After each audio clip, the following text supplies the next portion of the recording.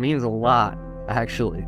I've been working since I was 14. I was investing this my first couple of jobs out of college. Ultimately stopped us from buying a house because, it was half of our down payment was locked and, I couldn't get it. So, it was a big impact, actually. Honestly, that loss was a culmination of many years of work, to be quite frank. I saw it as my way to escape. What that money means to me, it's a lot more freedom with what we're able to do as a family. To describe what the money I lost meant to me is really hard because it's tied into a lot of what it feels like to be a grown-up or an adult.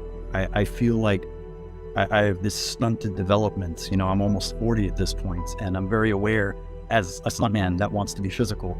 If we have a kid last year like we wanted, all right, maybe by the time he's 20, I could show him some stuff. But the longer we wait, the more I watch my dreams and my future and my hope to be like a proper functioning adult slip through my fingers. It's hard to describe what that's tied into, but it just feels like I can't proceed with life.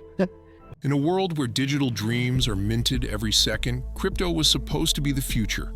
A decentralized revolution to free us from banks, middlemen, and government corruption. But today, for many, that dream has turned into a nightmare. Ponzi schemes disguised as projects, influencers shilling worthless tokens, exchanges vanishing overnight.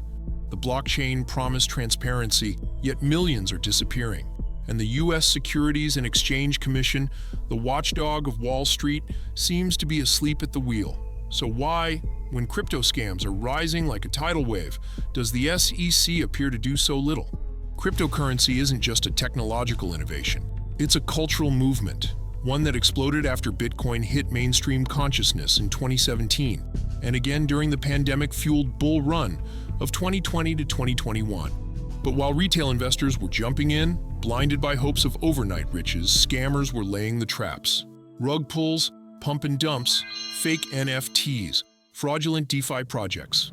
In 2022 alone, crypto scams cost investors over $10 billion, according to data from Chainalysis. That's not just a glitch in the system. That's the system working exactly as the scammers designed it. Crypto scams follow a predictable formula, but one that's hard to resist. Launch a flashy project with a cool name, a sleek website, and vague promises of revolutionizing finance, gaming, or the metaverse. Enlist influencers, from YouTube creators to TikTok stars and even athletes, to hype the project.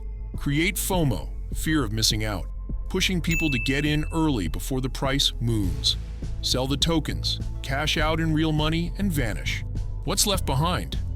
A dead website, a worthless token, and thousands of angry investors, mostly average people, who just wanted a shot at financial freedom. Projects like BitConnect, SafeMoon, Terra/Luna, and FTX didn't just fail. They imploded, taking billions with them. And yet, where's the justice? The SEC, the Securities and Exchange Commission, is supposed to protect investors from exactly this kind of fraud. It polices traditional stock markets ruthlessly. But in the crypto world, it's a ghost. Sure, there have been some high-profile lawsuits, like the one against Ripple, XRP, or Kwon of Terra. But for the most part, the SEC has chosen silence, or worse, confusion. Is crypto a security, a commodity, a currency? The SEC has failed to give clear rules. Instead of drawing a line in the sand, the SEC prefers what's known as regulation by enforcement, going after companies one by one after the damage is already done. It's like showing up after the robbery and handing out parking tickets.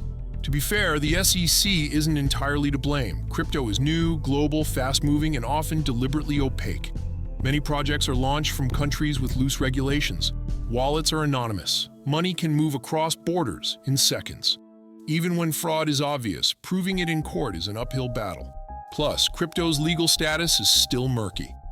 Congress hasn't passed any clear crypto law. And inside Washington, agencies like the CFTC and the SEC often clash over who gets to regulate what. This turf war leads to gridlock, and scammers take full advantage. Another reason for inaction? Money talks. Even in Washington, the crypto industry has spent millions lobbying lawmakers and regulators. Former SEC officials have gone on to work for crypto companies, and some current regulators may be reluctant to crack down too hard on an industry they hope to join later. This revolving door isn't unique to crypto. It's been a problem on Wall Street for decades. But in crypto, where fortunes rise and fall in months, the conflict of interest becomes even more glaring. And when regulators are too cozy with the companies they're supposed to oversee, who suffers? You, the investor. Behind every scam is a human story, often tragic. People who invested their savings into a token their favorite influencer promoted. Young people who thought they were being smart by learning DeFi. Parents trying to build a better future for their kids. Some of them lost everything. Unlike banks, crypto platforms aren't insured. There's no FDIC, no safety net. If a project disappears, your money goes with it. Worse, victims often blame themselves. They think they were stupid, greedy, or naive. But the truth is they were targeted by con artists operating in plain sight. And the system, meant to protect them, was nowhere to be found. The crypto crash of 2022 should have been the SEC's wake-up call. Sam Bankman-Fried, once hailed as the next Warren Buffett, was running FTX, a multi-billion-dollar exchange that turned out to be built on fraud. When it all collapsed, it wiped out $8 billion in customer funds. But even this wasn't enough to spur comprehensive regulation.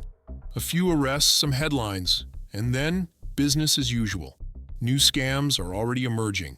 AI crypto coins, meme coins, influencer-backed projects promising the next big thing.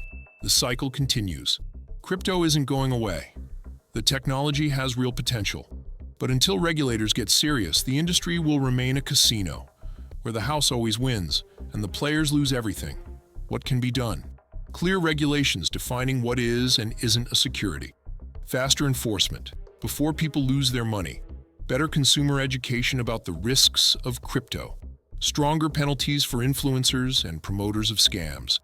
International cooperation, since scams know no borders. But more importantly, we need a regulatory body that prioritizes people over profits. That doesn't wait for disaster before acting. That doesn't play politics with public trust. Until then, the message to scammers is loud and clear. Crypto is open for business, and the cops aren't coming.